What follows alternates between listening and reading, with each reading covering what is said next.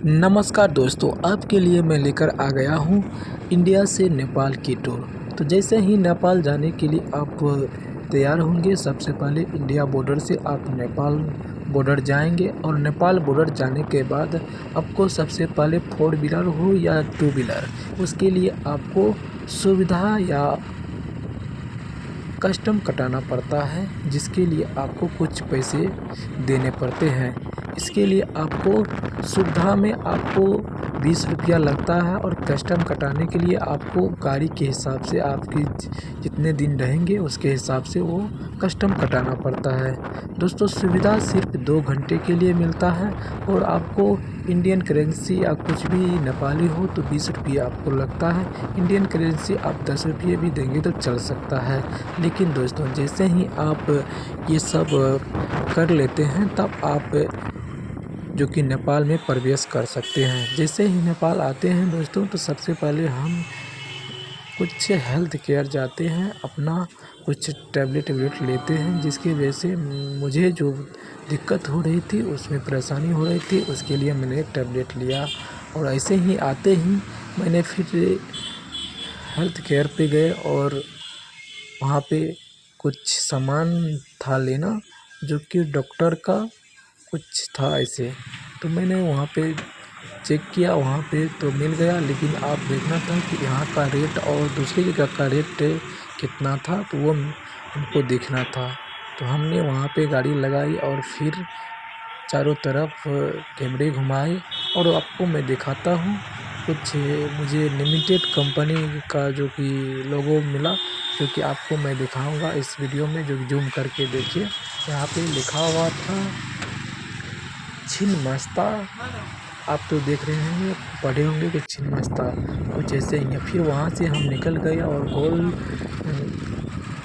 गोलंबर से आगे निकल जाते हैं। जैसे ही आगे निकलते हैं तो दोस्तों आपको दिखाई देगा कि मैं आगे बढ़ रहा था और उसमें स्कूल जैसे इंडिया में होते हैं उसी तरह ये यहाँ पर भी कुछ बच्चे पढ़ने लिखने के लिए पैदल ही यात्रा करते हैं। आप देख रहे हैं। फिर बात आती है आगे, जब हम जाते हैं तो कुछ नेपाल में एक दोस्त रहते हैं और वहाँ पे गए और वहाँ पे आपको मैं दिखाता हूँ। जैसे ही मैं वहाँ पे पहुँचता हूँ और वहाँ का वातावरण आपको दिखाऊंगा आगे। और आपको दोस्तों इस तरह का जो आप देख रहे थे, आपको ट्रैवल करने के लिए ऐसे ही आपको कुछ गाड़ी मिल जाएंगे, जो कि आप देख सकते हैं। आमतौर पर वो जो गाड़ी आप देख रहे हैं आपको ऐसे ही मिल जाएंगे, हर जगह लगे हुए आपको ट्रैवल करने के लिए। और छोटी छोटी होती है टेम्पो, जैसे हम लोग को 3 व्हीलर हो गया, उस तरह का ही यहाँ पर मिलेंगे आपको, हवाई जिसे हम लोग कहते हैं। और ये देख लीजिए आगे आपको दिखाई देगा वैसे ही।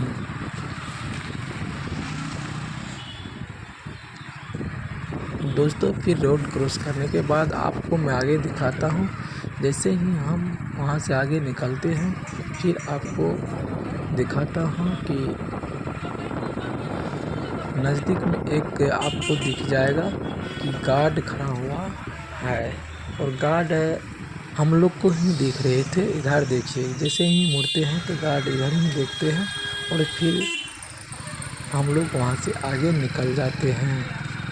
आगे निकलते ही आपको यहाँ का जो माहौल और यहाँ का जो बिल्डिंग है वो आपको दिखाई देगा। लेकिन आमतौर पर कहते थे पहले ज़माने में लकड़ी का बना हुआ करते थे, लेकिन अब जो है वो सब हट गए हैं और सब पक्का बन चुके हैं, ईंट का बन चुके हैं। नेपाल में आमतौर पर लकड़ी का ही घर होते थे, जो कि 2 महले तक होते थे और आराम से उस पे आदमी रहते थे। लेकिन अब वैसा नहीं है। अब यहाँ पर बहुत सारे परिवर्तन हो चुका है और यहाँ का सारे बिल्डिंग ईंट से बन चुके हैं और ढलाई हो चुका है।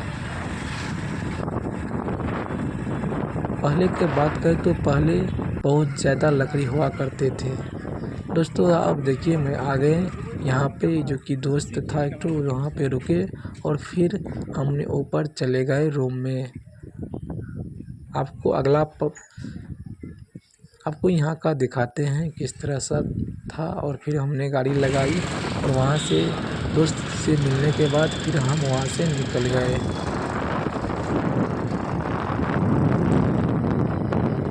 दोस्तों निकलते ही अब हमें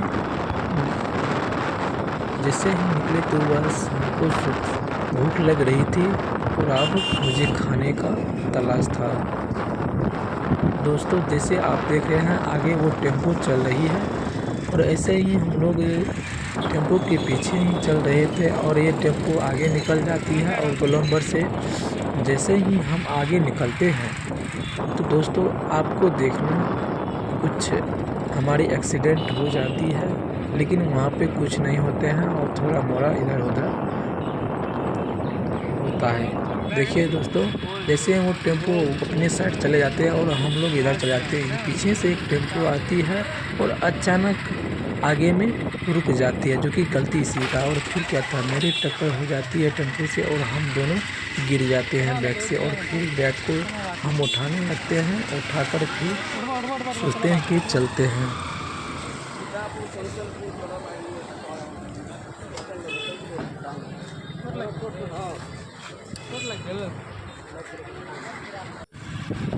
फिर हम दोनों वहाँ से उठकर निकल जाते हैं खाने के ओर। भूख तो लगी रहती है, फिर सोचते हैं चलो अब इसके बाद खाने के लिए जाएंगे। जैसे ही आप देख रहे हैं ये नेपाल का जो चौक है वो बड़ा सा आप देख लेंगे, वो खड़ा खंबा यहाँ पर प्रसिद्ध है। आप इसको क्या बोलते हैं तो हमें पता नहीं है, हम तो नए हैं, फर्स्ट बार आए थे और आपको मैं बता रहा हूँ। तो चलिए यहाँ से हम पट ले लेंगे, फिर आएंगे यहाँ पे इसी होके जाएंगे खाना खाने के लिए। सबसे पहले हम यहाँ से निकल जाते हैं, सामान जो मुझे लेना था वो सामान लेंगे और उसके बाद फिर वहाँ से चले जाएंगे खाना खाने के लिए।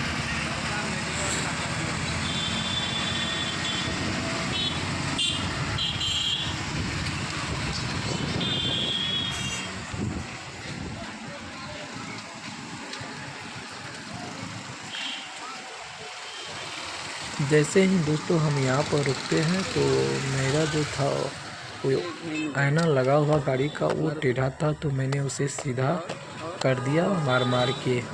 और बिहार में तो ऐसे ही होता है कि जब कुछ दिक्कत हुई तो अपना सर्विस दे दो। वैसे ही मैंने अपना सर्विस दिया और गाड़ी को फिर सही से लगाए और फिर हम मेडिकल की तरफ बढ़ गए। देखिए हम यहाँ पे आए और मेडिकल पे अपना सामान लेने के लिए और पूछताछ जारी रखे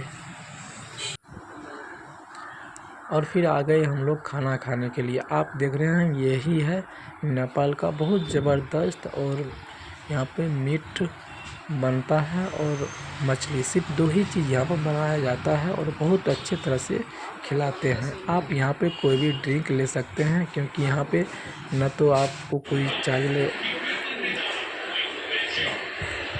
पकड़ाने की डर है ना कुछ करने की। दोस्तों मैंने सोचा चलो एक बियर ले लेते हैं, और बियर में कोई ऐसा नशा नहीं होता है, इसके वजह से हमने टेस्ट के लिए लिए थे, कभी तो पिए नहीं थे। फिर बोले चलो बिहार में तो बंद ही है, कभी टेस्ट तो कर ले। तो हमने टेस्ट के लिए एक बियर लिया और वहाँ पे अपना मटन मंगाए और खाए, फिर वहाँ से निकल गए।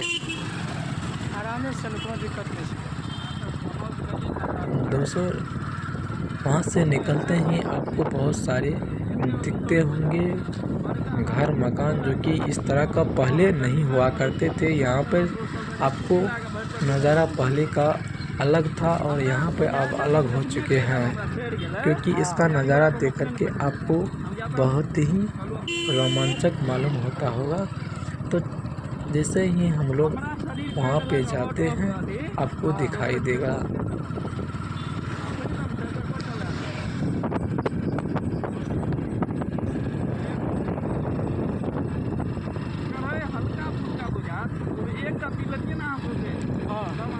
रास्ते में दोस्तों आपको मैं दिखाऊंगा कि हवाई अड्डा नेपाल में कैसे होते हैं। दोस्तों आमतौर पर हवाई अड्डा हम लोगों को बहुत ही अच्छे तरह से उसको चारों तरफ से बंद रहता है, लेकिन यहाँ पे ऐसा कुछ नहीं है। आपको मैं दिखाता हूँ, बस छोटा सा घेरा लगाया रहता है जिसके थ्रू आप देख सकते हैं। तो चलिए मैं आपको दिखाऊंगा वहाँ पे रुक करके नेपाल का हवाई अड्डा, जो कि ये राजविराज में पड़ता है।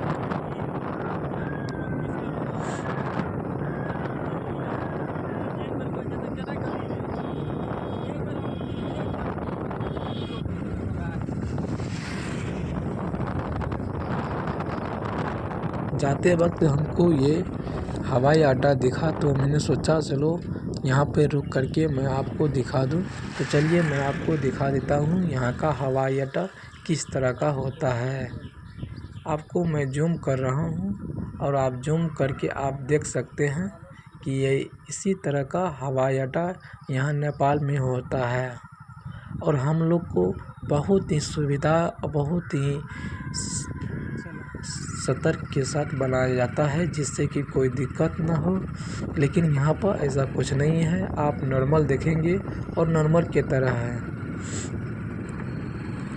वैसे तो दोस्तों नेपाल में इतना बजट नहीं है कि वो इतना ज़्यादा खर्चा कर सके जिससे कि वो एयरपोर्ट बना सके।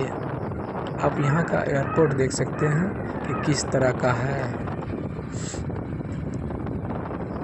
जिस तरह से हम लोग नॉर्मल रहते हैं उसी तरह यहाँ का एयरपोर्ट होते हैं दोस्तों। और फिर वहाँ से आने के बाद मैं आपको दिखाता हूँ कि नेपाल और इंडिया का बॉर्डर कितने करीब और कितने हैं। और यहाँ पे कोई भी ऐसा कुछ नहीं लगा हुआ है कि जिससे कि जिस तरह पाकिस्तान बॉर्डर हुआ करते हैं। जी हाँ दोस्तों, हम आपको दिखाते हैं यहाँ पे ये नेपाली है और नेपाल का आपको झंडा दिखाते हैं दोस्तों। यहाँ पे ये टेम्पो लगा हुआ है टी-वेडर, देखिए दोस्तों ये नेपाल का झंडा हुआ। और उधर उस साइड इंडिया है। आपको उस साइड जो दिख रहे हैं वो आपको इंडिया दिखाएंगे, बीच में जो खाली है ये इंडिया और नेपाल का बॉर्डर है। ऐसे ही धीरे धीरे बढ़ते गए आपको यहाँ दिखाते हैं। ये कैंप हो गया पुलिस कैंप नेपाल का, और वहाँ उस साइड आपको इंडिया का कैंप दिखेगा। जी हाँ दोस्तों, आप तो देख रहे होंगे। आपको दिखाते हैं आगे ये जो गाड़ी लगी हुई है यहाँ पे कस्टम कटाने के लिए, या तो आपको सुविधा लेने के लिए। वो घर आप दिख रहा है वो सुविधा और कस्टम कटाने के लिए है गाड़ी का। और हम सोचे आप कहाँ जाएंगे, तो यहीं से आपको मैं दिखाऊंगा कि इंडिया घुसने के लिए हमने शॉर्टकट रास्ता अपना लिए। बोले कि आप वहाँ पे आगे जाना पड़ता, यहाँ से लमसम 2-3 किलोमीटर, फिर हमको यहाँ पर आना पड़ता। तो हमने सोचे चलो इधर से ही निकल जाएंगे और हमने आपको दिखा